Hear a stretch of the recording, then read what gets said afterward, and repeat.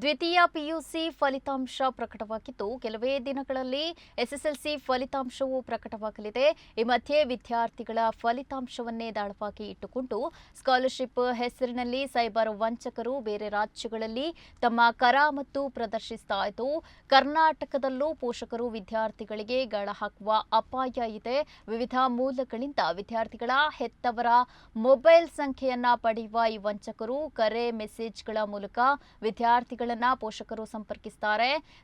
ಸರ್ಕಾರಿ ಮತ್ತು ಖಾಸಗಿ ಸಂಸ್ಥೆಗಳ ವಿದ್ಯಾರ್ಥಿ ವೇತನ ದೊರೆಯುವ ಬಗ್ಗೆ, ಮುಂದಿನ ವಿದ್ಯಾಭ್ಯಾಸಕ್ಕೆ ಸ್ಕಾಲರ್‌ಶಿಪ್ ಹಾಗೂ ಶುಲ್ಕದಲ್ಲಿ ವಿನಾಯಿತಿ ಇತ್ಯಾದಿ ಸುಳ್ಳು ಮಾಹಿತಿ, ಲಿಂಕ್, ಕ್ಯೂಆರ್ ಕೋಡ್ಗಳನ್ನು ಕಳಿಸುತ್ತಾರೆ. ಅವುಗಳನ್ನು ಕ್ಲಿಕ್ ಮಾಡುವುದರಿಂದ ಅಥವಾ ಸ್ಕ್ಯಾನ್ ಮಾಡುವುದರಿಂದ ಸ್ಕಾಲರ್‌ಶಿಪ್ ಸಿಗುವ ಬದಲು ಖಾತೆಯಲ್ಲಿರುವ ಹಣವೇ ಖಾಲಿಯಾಗಲಿದೆ. ತಮಿಳುನಾಡು ಸೇರಿದಂತೆ ವಿವಿಧ ರಾಜ್ಯಗಳಲ್ಲಿ ಸ್ಕಾಲರ್‌ಶಿಪ್ ಸ್ಕ್ಯಾಮ್‌ಗಳು ಈಗಾಗಲೇ ವರದಿಯಾಗಿವೆ.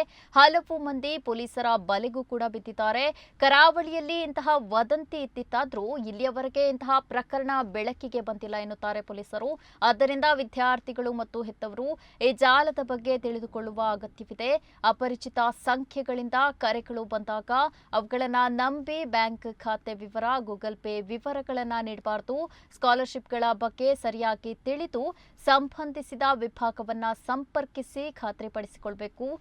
ಸರ್ಕಾರವಾಗಲಿ ಖಾಸಗಿ ಸಂಸ್ಥೆಗಳಾಗಲಿ ವಿದ್ಯಾರ್ಥಿ ವೇತನ ನೀಡುವುದಿದ್ರೆ ಅಧಿಕೃತ ಪ್ರಕಟಣೆಗಳನ್ನು ಹೊರಡಿಸುತ್ತಾರೆ. ಕರೆ ಮಾಡಿ ಲಿಂಕ್ ಕಳುಹಿಸಿ ಅರ್ಜಿ ಹಾಕುವಂತೆ ಹೇಳುವುದಿಲ್ಲ ಎಂಬುದನ್ನು ಖಚಿತಪಡಿಸಿಕೊಳ್ಳಬೇಕು.